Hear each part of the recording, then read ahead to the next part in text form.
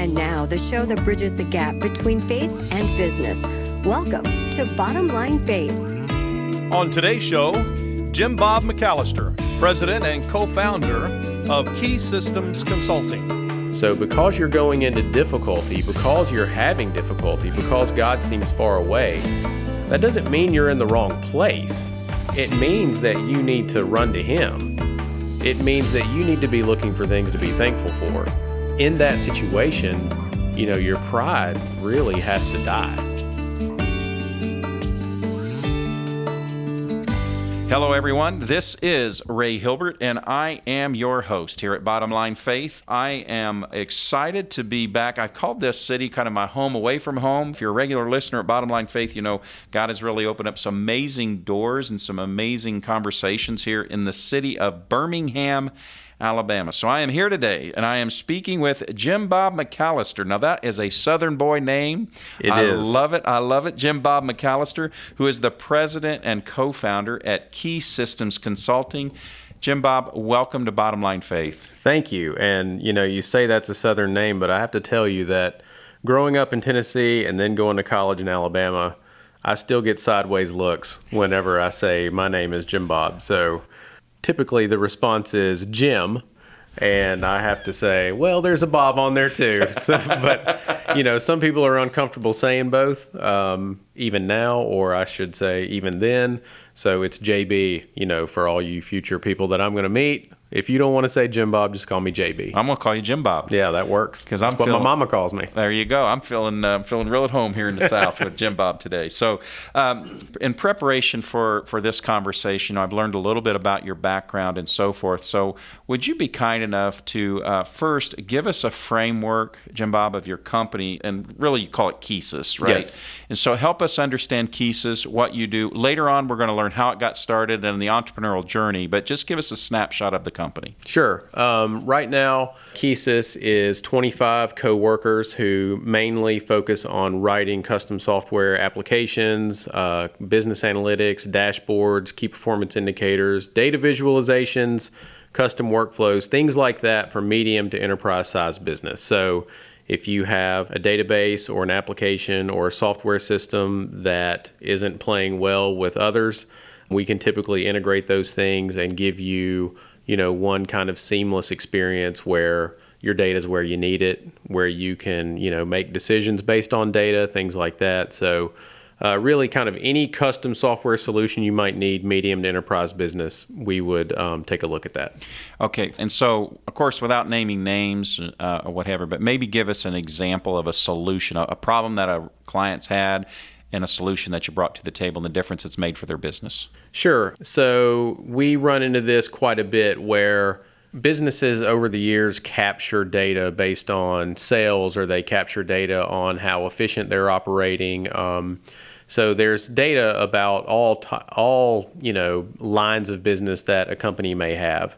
But if you're not boiling that data up and presenting it in a way that makes sense to a business person or someone who can make decisions, it's kind of, just latent or potential data. Whereas if you bring it to the top and you visualize it in a way that makes sense to someone and they can make intuitive decisions based on, those trends and those things that they're seeing maybe in a dashboard or something like that, what we've seen is that, in a meeting, we took data that a client of ours had since 2000, and we put that and we trended it and we made it where they could, filter it and report by group and organization and things like that. And he lit up. The CEO of the company lit up and just said, "I've never seen our business this way before. This allows me to kind of see how we're doing and then make decisions based on, the data that I'm seeing." And so that was really, that one's one of those that feels really good when that happens. That brings great value. As I'm listening to what you're sharing here, Jim Bob, I'm thinking about a good friend of mine who's about a 40-year professor in a major university in their business school. And I was recently having lunch with him, and he said, the two most dangerous words in marketing are the words "we think." So as I'm listening to what you're describing, it seems to me like you help a business go from "we think" to "we know." Is that fair? That is fair. Typically, something will start out as a hunch. If someone thinks something is going on, what we typically can do is give that person the ability to go find out. As a local mentor of mine said when I moved to Birmingham, he said it many times in many meetings, "In God we trust, all others bring data." So for me, our goal is to help someone to get from we think to we know, and we can do those types of things, visualizing data for our clients. That's a great foundation, a great start for us to understand a little bit about the company, what you do at Keysys. But you're not from Birmingham, Alabama. You grew up just north of Nashville. And so how did you end up here in Alabama? What's that story all about? So my dad is from Dothan, Alabama, which is down in L.A. or Lower Alabama, as we call it. And so my dad was an Alabama fan. He raised me an Alabama fan. And essentially, I made my very important college decision based on the color of the football jersey. So I changed, what I was interested in probably 4 times so that I could go to Alabama. Yep. So I was really wise in that decision. I don't regret it. It's, got me where I am today, but certainly I could have had a better decision criteria heading into that decision. So went to the University of Alabama in Tuscaloosa for 4.5 years, moved to Atlanta to work for IBM for about 6 years, and then got hired by a custom software company here in Birmingham, Alabama. That's how you ended up in Birmingham. And that's how I ended up here in 2004. So we've been here for whatever that is, 14 or 15 years, and it's been a pretty windy path since I got to Birmingham, but one that I think was, worth going down. So you had been working at IBM, moved to Birmingham, took a job in a custom software environment, and you're working in a client for one of those, Mm-hmm. right? Yes. And then you met your current partner. Walk us through that story, how that kind of played out. Yeah, so I got hired here, and I met Jarek, who is my business partner, in the lobby of Honda in Lincoln, Alabama. So he was there as a consultant from the company that I had just taken a position with. And so there was a big meeting that, had been on the books for a really long time. Basically, day number 1, I walk in, I meet the person that I'm going to be working with at the company. Then we have this big meeting, during which the executives were so unhappy with the information being shared with them that they got up and left the meeting in the middle of it. So That's not a good sign. no, day number 1 was not strong. But I did meet Jarek that day, which turns out to be a life changer. So that I can take as something that really happened positively that day. So we worked there for 2 years together, and then we worked at another place together for about a year before we started Keysys. And so you certainly didn't move here to Birmingham thinking you were going to be an entrepreneur, thinking you were going to have this business, correct? I did not. Actually, there's a general store in my family since 1901. And in 1901, it was the local, farm supply. It was the local post office. The area that I grew up in, Hendersonville, Tennessee, used to be called Worsham, Tennessee, which is my mom's maiden name. And it was basically because we had that store. So when I was growing up, my uncle and grandmother owned and operated that store. However, I never had an entrepreneurial thought. I didn't have business ownership as a goal or even a thought. And that's kind of a theme in my life because I also had no interest in computers, which was my first, which is what I got into in my first job. I didn't even have a computer at my house or high-speed internet until 2003. So I'm kind of not, on the path that I would have ever imagined, when I was younger. God's crafting a story here then, right? And so you're finding new things, and you start this company in, 11 years ago, roughly? Okay. That's right. So as you kind of reflect back over the better part of the last decade, what have you learned about yourself as an entrepreneur that you would have never guessed to be true? That I would never have guessed to be true.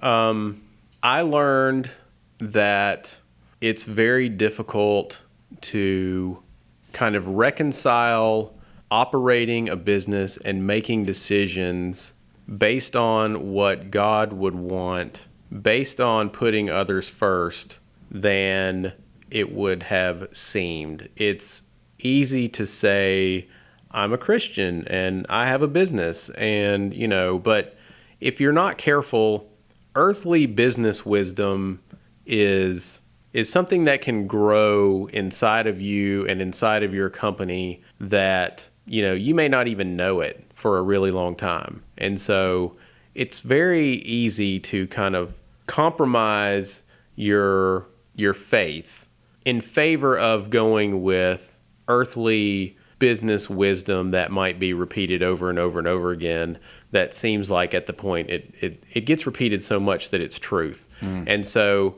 you kind of have to be a sentinel on the wall, waiting and watching for these kinds of their lies, basically, or misrepresentations of how we should be living our lives and operating our businesses.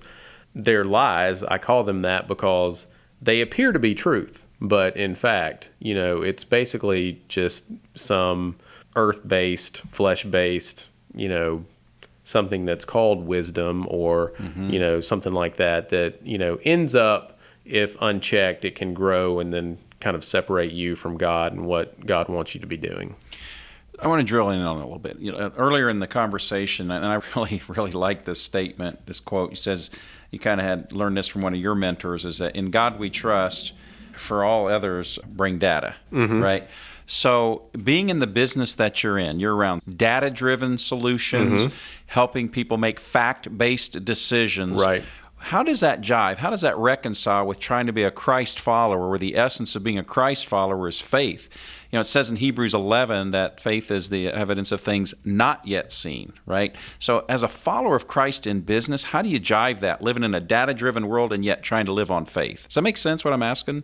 It does. For me, that hasn't been an issue because I'm not one of the technical people at my company who can actually do some of this stuff. So I have some very, left brain people who work at Keysys. So they are very data driven. They are very black and white. For me, I've always been in the relationship side of the business, but I've never sought to kind of reconcile a data driven, fact-based, approach to what we do as a company to how I interact. So because I've always been kind of focused on the relationship side of it, when you're dealing with relationships, then it becomes more, you can more easily reconcile, that. But I will say, in what I do for a living, there's kind of a wall between those people who are technical and then, the salespeople, as they're called.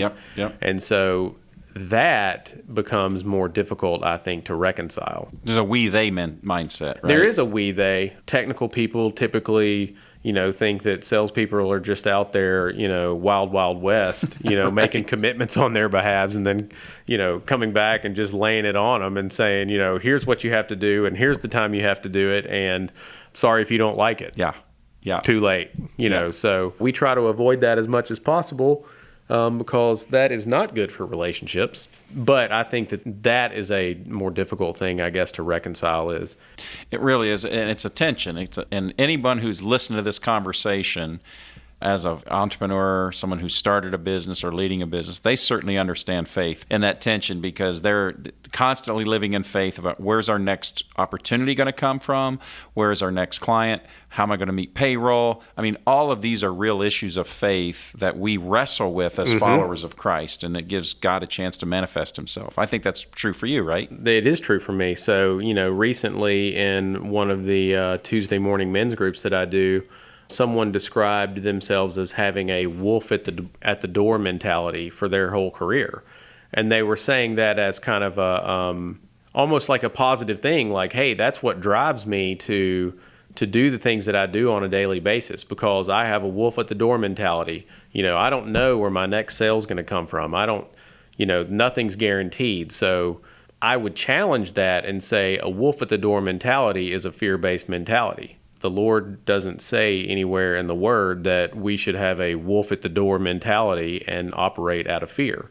So that's an example of some of the kind of like earthly wisdom that can creep in if unchecked. You start thinking like, great example. Yeah. Wolf at the door mentality. That's what drives me. So the reconciliation between the black and white and the gray is kind of like Jesus came and he was both truth and grace. So I explained to my partner, who is a lot more black and white, you're kind of more on the truth side, and I'm more on the grace side.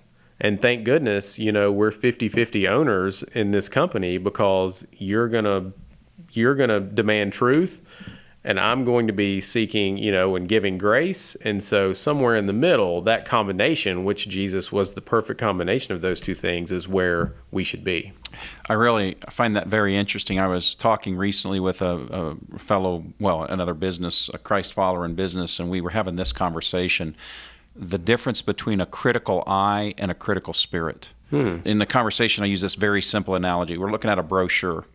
A critical eye looks at the typos, looks at the font, looks at the look, the feel, the messaging, and looks to solve the issue or the problem. A critical spirit has commentary and a negative viewpoint that the person who did that made mistakes, and there's something wrong with that person or their character.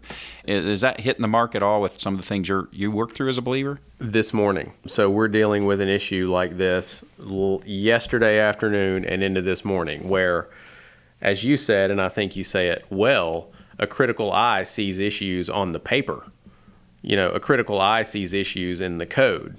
A critical spirit sees issues with the person who created the paper, or sees issues with the person who, wrote the code. And so yesterday afternoon, I called it summited a climb. We had been working on an issue for all day. At the end of the day, we summited the climb. We got it done, and it was really great. And, the critical spirit came in and said, we should have had this done by now. No one did what they should have done at the beginning of this.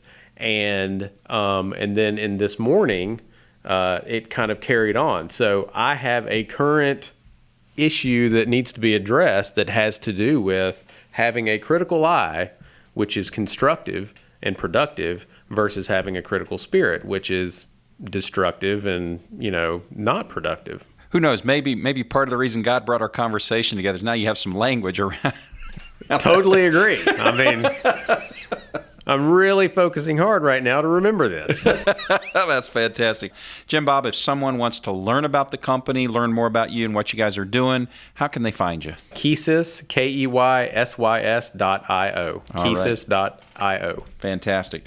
And so what I'd like to do is talk now a little bit about some practical best practices, how your faith plays out. And we're kind of been talking about that. But if you had to pick maybe a biblical principle that really drives your methodology, your decision-making, what would that be? What's that look like? That's a large scope question, but I would start with what is written on my whiteboard. And I'm not very good with the address of verses, but the verse is, so long as it is up to you, be at peace with all. And I think that people who start businesses or work in small businesses, they can have a fighter-based mentality. And I mean that in a positive sense. And so there are so many issues that come across my desk that I could chase. But if I think about being at peace with all, so long as it is up to me and it's my decision, that keeps me from chasing a lot of issues that will typically only serve as distractions. So maybe I've been wronged, and I would actually be justified in pursuing some action, some conversation, some unkind word, but ultimately those are things that you can chase, which take your eye off of what God actually wants you to be doing. So for me, my current verse is, so much as it is up to you, and I have you written in all caps, be at peace with all. I love that. And that gives you peace too, right? It does. It really does. So I'm released from having to chase every car that comes by my driveway, as the dog in that metaphor. I don't have to do that. So that to me is what freedom feels like. I think that's great insight. And I'm sure that that's a word of encouragement to someone who's listening here to the conversation. As you look back over the course of you talked earlier about what you've learned about yourself as an entrepreneur and those sorts of things, but could you take us back to a point in your life when maybe something not so pleasant was going on, or maybe you were in a tough season of life, and what God revealed to you or showed you as a result of that? Does anything come to mind? Sure. I would say that when we started Kesis, I was very cavalier about the whole experience. So starting our own company seemed like a good idea at the time. Not a lot of thought went into it. I can think of the verse that basically says, who doesn't count the cost before they start, lest you get halfway done and not finished, and then everyone essentially laughs at you. That very well could have been us, because I didn't count the cost. I entered into the whole experience with 2 young children and a wife that was at home and not working, so I was the sole provider. I just kind of, if you've ever seen a little boy start as far away as possible and then run as fast as he can into the ocean, that's what I look like starting this company. And so, lots of bad could have happened. Fortunately, God has provided, even though I was pretty ignorant about the whole thing when we did it. But I say that to say we started in 2007. We had some difficulties in 2008 and really 2009 when, we basically started our company in the worst business climate my father-in-law says he's ever seen. So, but in 2012, we had a main client who gave us no notice, ended their contracts, and ended their project. And so we were thrown into this, situation where cash flow was an issue, getting new business was an issue. And so in that situation, over time, I was hiding how negative the situation was. I was hiding how negative the situation was becoming. And so we owed people for time that they had worked on our behalf at places. We ended up owing the government money, and it was like the worst kind of money that you can owe the government, but I was ignorant about that at the time. You must be talking about payroll taxes. I was talking about payroll taxes. Specifically money that you withhold from the people who work there so that you can send it to the government on their behalf. Yeah, that's the worst kind. They are very touchy about that. Not a lot of grace on that. Not a lot of truth. Very heavy on the truth. Very, very light on the grace. Yeah. And so the good thing that happened, though, is that became a very, very difficult situation. So difficult that it got so bad. And I was saved at this point, but this is if you could be born again, this would be one of those times.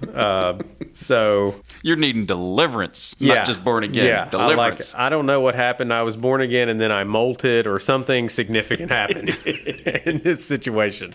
So we were doing 21 days of prayer at my church, and I was going every morning at 6 a.m. And this was probably the third time that I had done this. But to say that it took on a new meaning this time around would be an understatement. The situation got so bad that I just got on my face every morning and confessed to God that I had totally messed everything up, that I had driven this thing that He gave me straight into the dirt. And it was preceded by this thought that I had, and I can remember exactly where I was on the road. I thought that I was doing something very godly by thinking, God, if having Kesis is not your will for me, I will give it up if this is not what I'm supposed to be doing. And that felt, like I said, very godly to me. But after this experience, what God said to me was, you're where I want you. If you weren't, you wouldn't be there. So I had this thing that we were going through difficulty in the company, right? So I felt somewhat separated from God. And so my reaction was, oh, I must be in the wrong place. Well, God will bless you in the desert. He blessed His chosen people in the desert over and over and over again. So because you're going into difficulty, because you're having difficulty, because God seems far away, that doesn't mean you're in the wrong place. It means that you need to run to Him. it means that you need to be looking for things to be thankful for. So in that situation, what it took was me to say to God, I have messed this thing up to the degree that I now know beyond a shadow of a doubt that I can't fix this. I have to have you. I can't change people's hearts. I can't make the IRS have grace. I can't, make it where I don't owe people this money. So what I basically prayed one morning was, I need you to do this because I can't. And also I need peace so that I can just seek you.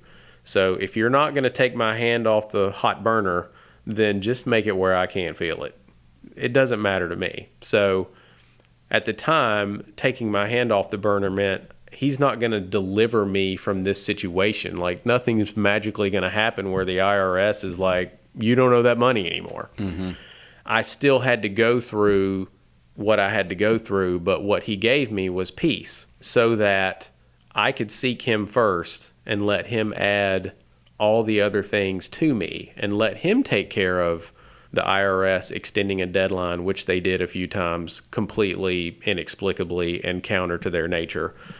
It made it where people would, extend grace and extend timelines. And so inch by inch, day by day, we, as a company, I confessed to my partner who didn't really know much about this because that's not his thing. I had to confess to my wife that, I was messed everything up. And so in all of that, though, the positive thing that happened is, your pride really has to die. In that situation, it was all on me. I had to go to everyone I knew and say, I haven't been a great business person. I haven't been a great father. I haven't been a great husband. I haven't been a great son. I haven't been a great brother. I haven't been a great anything. I have been off the path for some time, hiding things and covering things and things like that. And so I think that, what God said was, get on your face and I'll help you.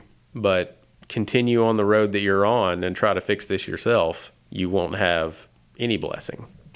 So as a result of that situation, everything in my life over time, because I didn't even consider shutting Kesis down. I didn't, maybe I should have, but I was kind of, not smart about, many business things at the time.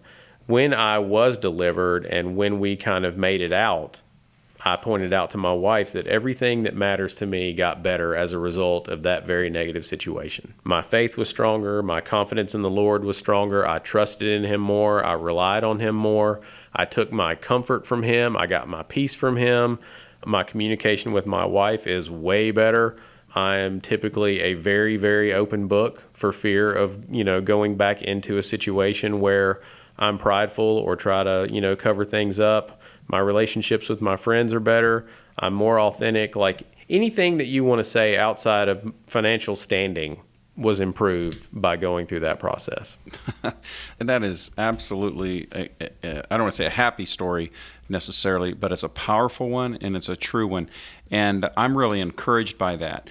We consider success here at Bottom Line Faith if one person who's listening to our conversation, who is discouraged, despondent, maybe not sure that next thing God's got for whatever the case may be, but if just one person would hear this conversation and be encouraged to take that step of obedience, to move one step closer to who and what God's calling them to be as a Christ follower in marketplace and in business, then this conversation's a success. So would you take a moment? What word of encouragement could you offer to that person who's maybe going through something? What would you have to say to them? First, I would have to say, if you're going through some kind of difficulty and you feel like you're outside of God's blessing, don't spin your wheels thinking about if you're in the right place. Wherever you are, however you are, God can use you and will use you if you will submit to him and seek him first. So that's the first. I got distracted and thought a lot about, well, I must not be in the right spot. And, what spot should I be in? That's not it. God cares about the condition of your heart, not your physical location so much. And if you were supposed to be in another place, you would be. He's sovereign. So I would say, one, don't be distracted about your surroundings or worrying about whether or not you're doing what you were made to do at that time. Secondly, I would say that it was an incredibly difficult time. There is no part of me that could honestly tell you that I want to do it again. Mm-hmm. But I got a call from my sister going through this in the middle of it, basically, so really hadn't had any deliverance or freedom from this situation. But she randomly called me one morning. I was praying in the parking lot before I walked into work, and she said, I think that you're going through this so that you can help someone else who goes through this. And since then, I've had the opportunity to speak directly into 2 to 3 people's lives who are going through something similar with their business, with their personal finances, and with things like that. And so what happens to you may seem bad, but there's something that God has in there for you. What he wants you to do is to submit to him and seek him first and be grateful and praise him and recognize how blessed you are. And he'll show you what those things are, and he'll improve your life and put you where you need to be and basically deliver you from that situation. So there wasn't a lot of hope for a really long time in that. We've talked about the type of money that I owed. That kind of stuff comes with meeting an IRS, person in person, and them cataloging your personal assets and, all kinds of really negative things. So it can be bleak, but God has a purpose, and he has a purpose for you. What you need to do is seek him and ask him for the things that you need. Give him control of your situation, and he'll reveal that purpose to you. I think what my sister said to me was, there's purpose in this for you. This isn't something random that's happening to you, and it's so that you can help someone else. And so I hope that as time goes on, I can relate to people who are going through difficult things. I can tell them that I empathize with them truly because I've been through it, and that hopefully that will serve as a foundation to speak wisdom and to speak God's truth into their lives and help them be delivered the same way I was. I want to thank you for being very transparent in that and being obedient. And this is the last question that I ask every guest, and our long-term listeners know that they would be disappointed if I didn't ask you this question, because they know it's part of what we do here at Bottom Line Faith, and that's this question. It's based out of Proverbs 4:23, where Solomon writes these words. He says, above all else, guard your heart, for it determines the course of your life. So I want you to imagine you have a chance towards the tail end of your time this side of eternity. You have a chance to gather your family, your friends, your loved ones, those who are most precious to you. And what's going to be the most important piece of advice that you would want to share with them that now you have a chance to share with our audience here at Bottom Line Faith? Above all else, I would say be thankful and always seek to honor and glorify God in all that you do. Be thankful and seek to glorify God in all that you do. Great words. Great words. Thank you. I want to say thank you for taking the time to be with us today on Bottom Line Faith. It's an honor to get to hear your story and your journey. This story is going to be an encouragement to so many, and I just want to say thanks. I really hope so, and I appreciate the opportunity to share my story and, have confidence and trust that at least one person hopefully will hear this and will, take steps towards God, because that's the start of something really great happening. That's right. That's right. Folks, we have been speaking with Jim Bob McAllister, who's the president and co-founder of Keysys. You can learn more about Keysys at keysys.io. If you are a Christ follower and you are a business owner or leader and you're looking for community with your peers of Christ followers in business, check out truthatwork.org. That's truthatwork.org. We are the host ministry for Bottom Line Faith. Learn about the Roundtable program that is available to you and in communities all across the country where you can connect on a regular basis and learn to leverage and grow your business in a way that honors and glorifies God in the marketplace. And that's what we're about here at Bottom Line Faith. And so until next time, I am your host, Ray Hilbert, encouraging you to live out your faith in the marketplace every day. God bless, and we'll see you next time. Bottom Line Faith is brought to you by Truth at Work. If you'd like to hear about new episodes or listen to past episodes, visit us online at bottomlinefaith.org. You can also subscribe to the show through Google Play and iTunes.